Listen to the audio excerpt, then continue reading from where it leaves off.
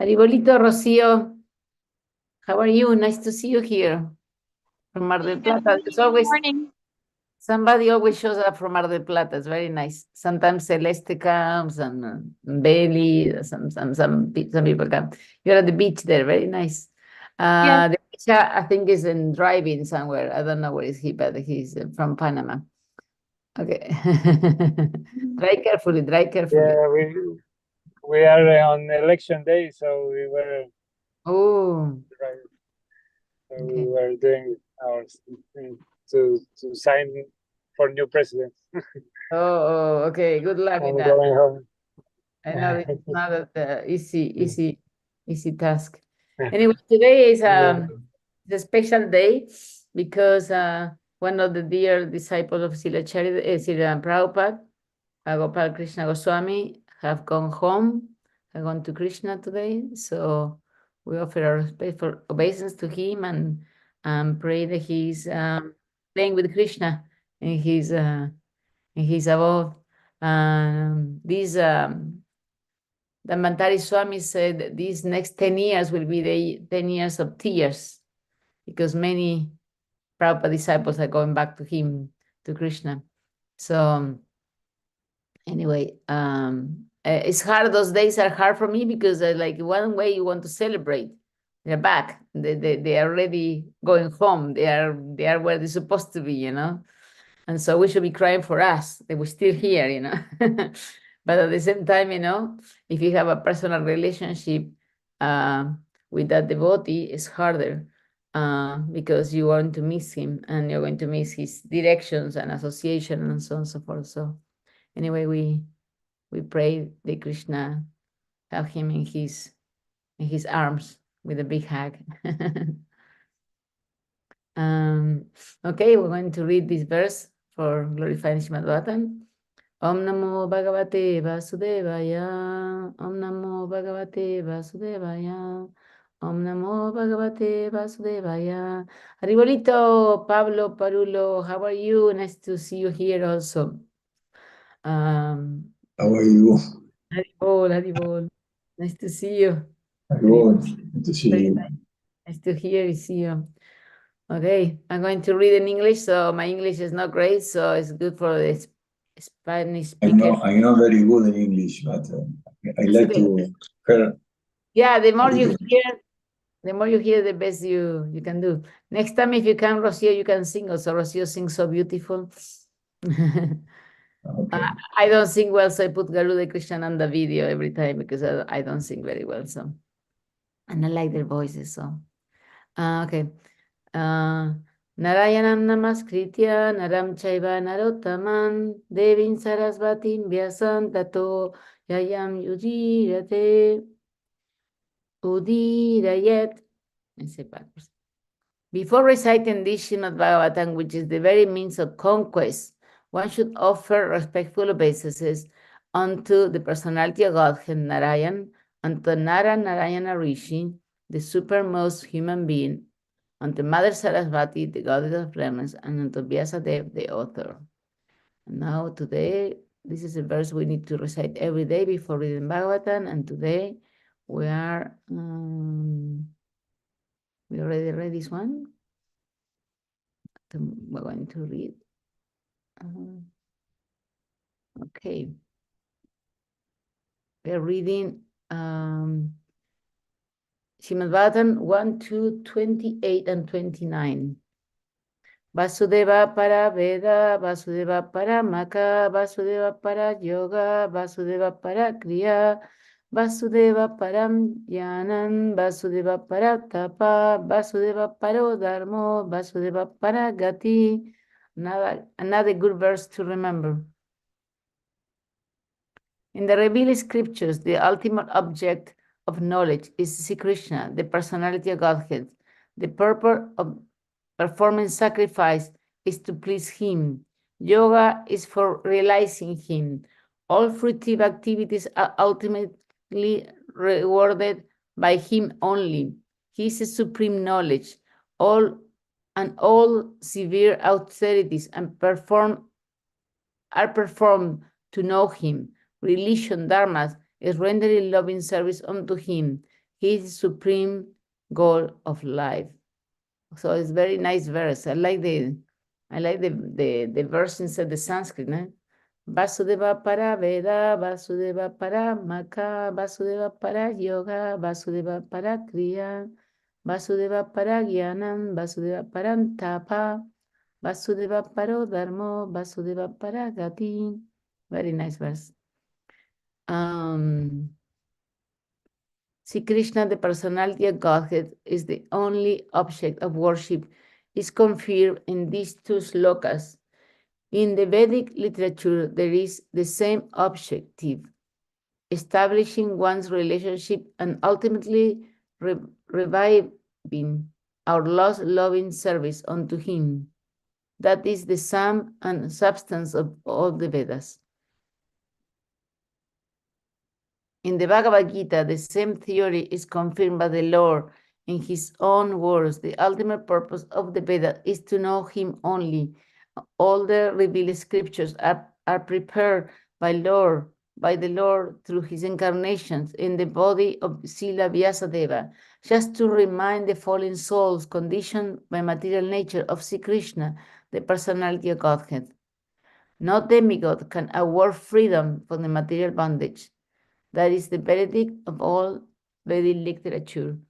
Impersonalists who have no information of the personality goddess minimize the omnipotence of the Supreme Lord and put him on equal footing with all the other living beings. And for this act, such impersonalists get freedom from the material bondage only with great difficulty. They can surrender unto him only after many, many births in the culture of transcendental knowledge. One may argue that the Vedic activities are based on sacrificial ceremonies. That is true, but all such sacrifices are also meant for realizing the truth about Vasudeva. Another name for Vasudeva is Jnana, Yagya, sacrifice. In the Bhagavad Gita, it is clearly stated that all sacrifice and all activities are to be conducted for the satisfaction of Yagya, of Vishnu, the personality of Godhead. This is the case also with yoga system. Yoga means to get in touch with the Supreme Lord.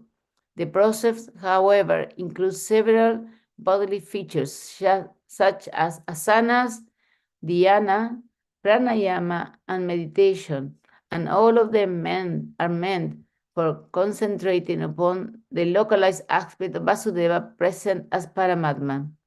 Paramatma realization is by partial realization of Vasudeva, and if one is successful in that attempt, one realizes Vasudeva in full.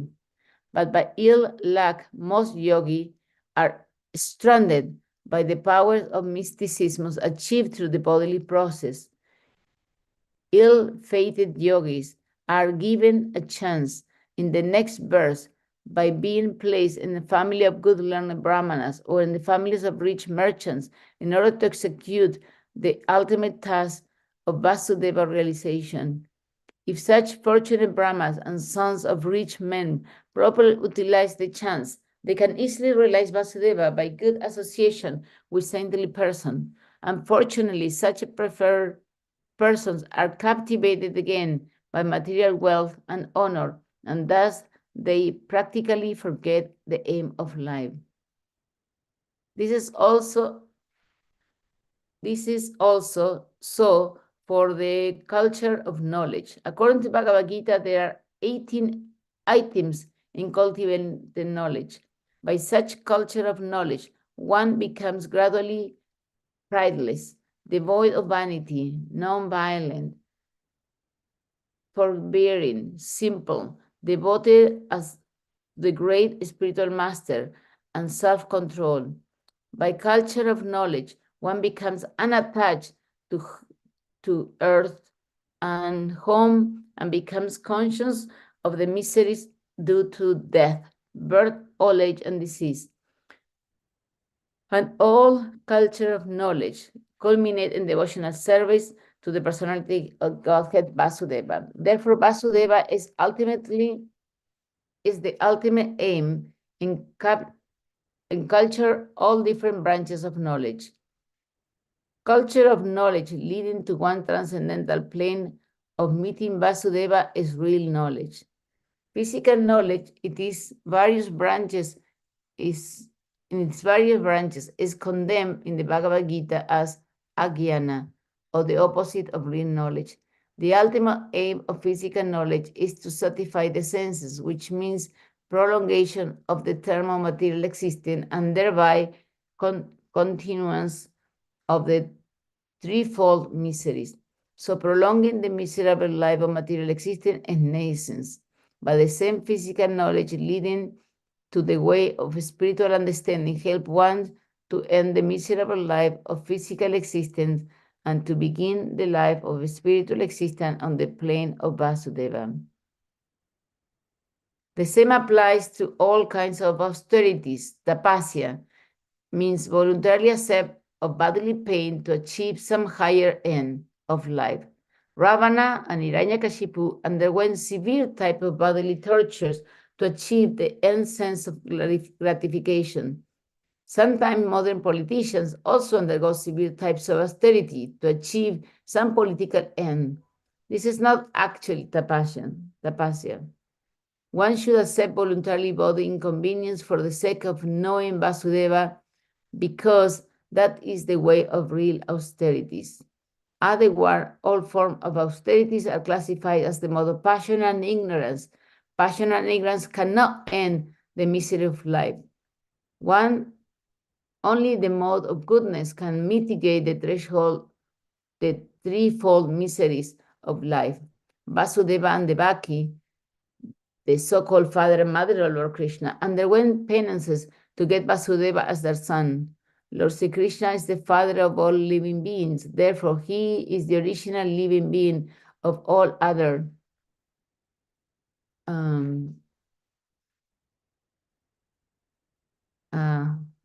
sorry. I don't know what to do in Pablo, but something is going on and you're covering the words on my thing. I think you're writing something with the mouse or something like that. There is a green line in there. I don't know. It shows your name all over the screen. This is a new feature of the Zoom that you can write on the screen, but it shows up like a pop-up your name every screen, part of the screen. So anyway, therefore, he is the original living being of all living beings. He is the original eternal enjoyer among all other enjoyers. Therefore, no one can be his begetting fathers, as the ignorant may think. Lord Sri Krishna agreed to become the son of Vasudeva and Devaki upon being pleased with their severe austerities. Therefore, if any austerities have to be done, they must be done to achieve the end of knowledge, Vasudeva. Vasudeva is the original personality of Godhead, Lord Sri Krishna. As explained before, the original personality of Godhead expands himself by innumerable forms. Such expansion of form is made possible by his various energies. His energies are also multifarious, and his eternal energies are superior and eternal energies inferior in quality. Again, and his internal energies are superior and the external energies inferior in quality. They are explained in the Bhagavad Gita as the para and apara prakritis. So his expansions of various forms which take place via the eternal energies are superior forms, whereas the expansions which take place via the external energy are inferior form. The living entities are also his expansions. The living entities who are expanding by his internal potencies are eternally liberated persons, where those who are expanding in terms of the material energy are eternally conditioned souls. Therefore, all culture of knowledge, austerity, sacrifice, and activities should be aimed at changing the quality of the influence that's acting upon us. For the present, we are all beings controlled by the eternal,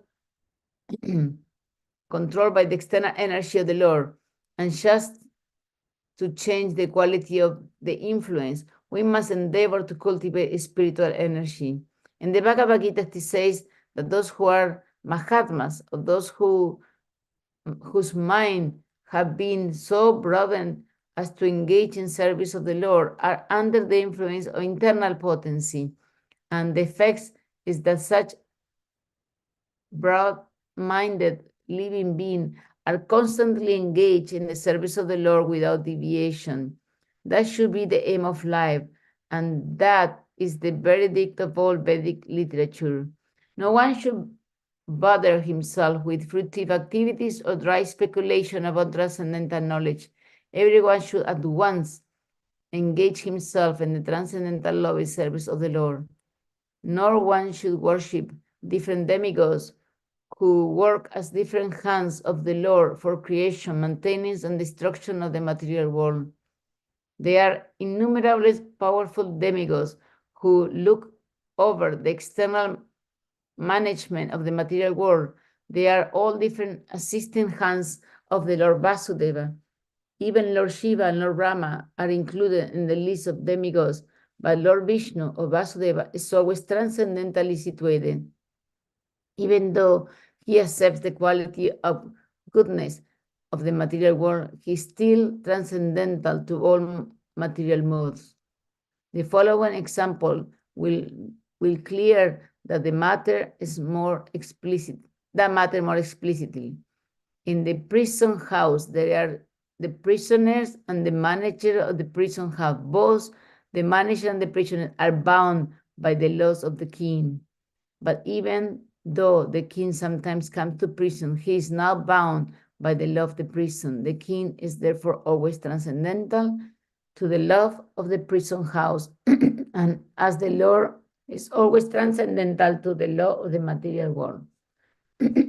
Sorry, super long purpose.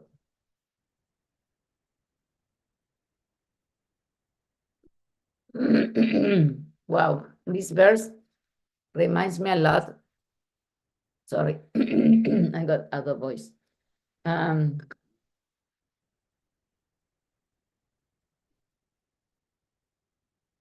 This verse remind me a lot of what Radhika Ramana speak. What is the purpose of the Bhagavatam?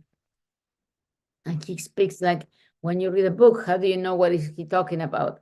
Normally you read the beginning, you see what is repeated in the verse, in the book, and you look at the conclusion. So here is one of the things repeated, the Krishna is the ultimate goal is to know him, the purpose of what we do in Bhakti Yoga is the purpose of knowing, serving him, and ultimately realizing him. Here it speaks about knowledge, and knowledge is that which is different than illusion, and it is for the well-being of all. So that's considered real knowledge. So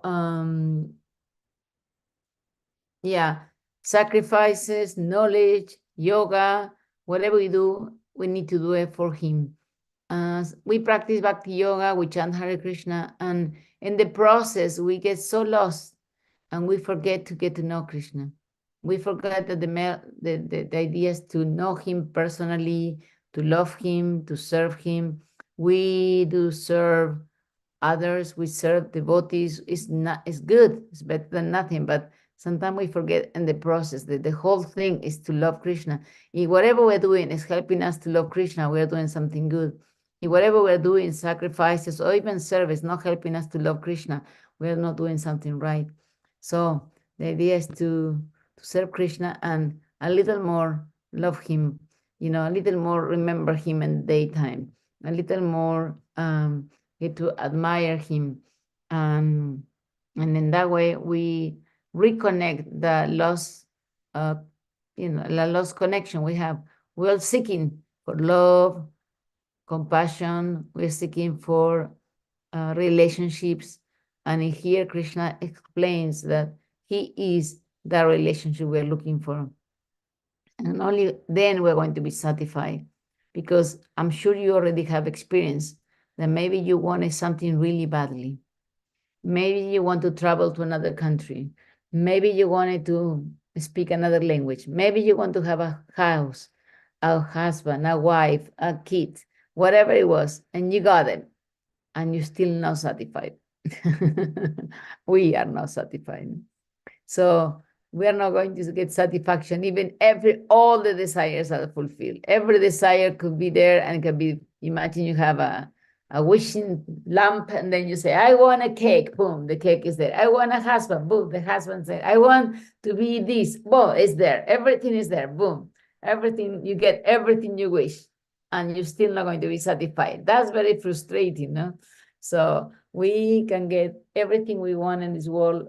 We can do the manifestation thing, we can do, whatever, but we're not going to be satisfied. Satisfaction only comes when the fish is back in the water, when our real self is back to our original position.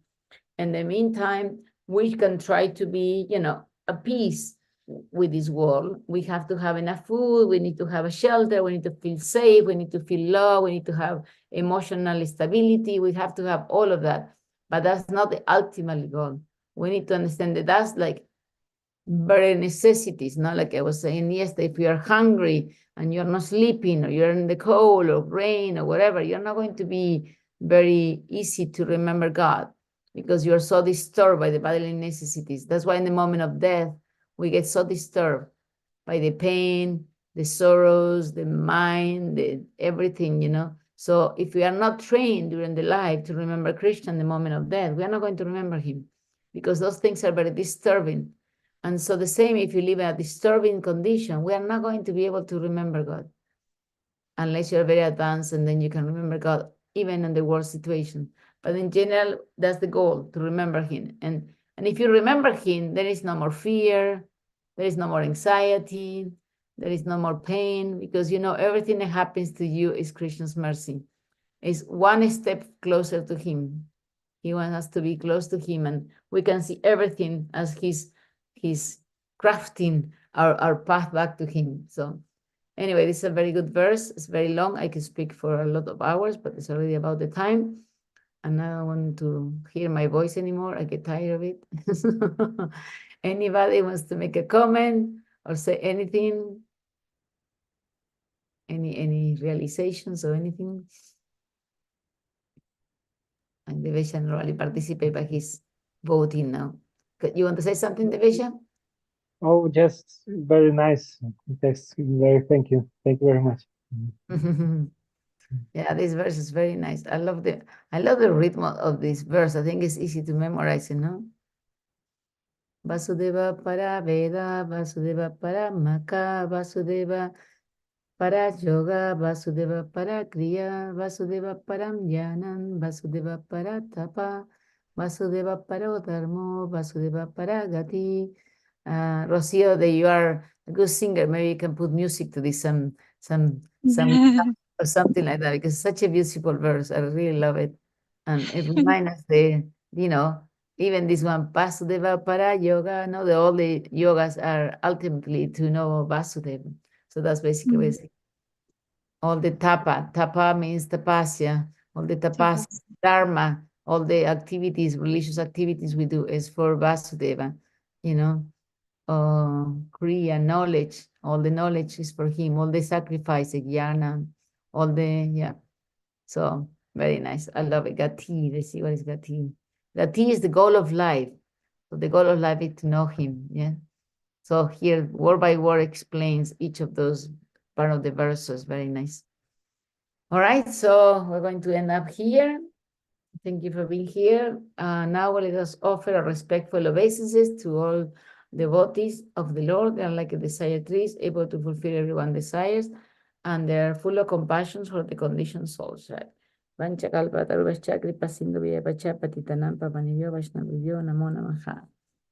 Haribolito, I don't know, I think everybody's doing their own thing. Thank you for coming, Pablo. Nice to see you, like your haircut. And Rocio's in the beach there in Mar del Plata, I think it's cold there. And here is, sun is coming up. It's nice to see you again. Yeah, me too. Me too. Every day here, 6:30. Where are you from? Where now? I'm in California, Santa Barbara. Here's the view, the mountains. I don't know if you can see there. Very nice. Very nice. Wow. Yeah, it's 7 a.m. morning, so the sun just came up. Okay. And the beach is 2 blocks this way.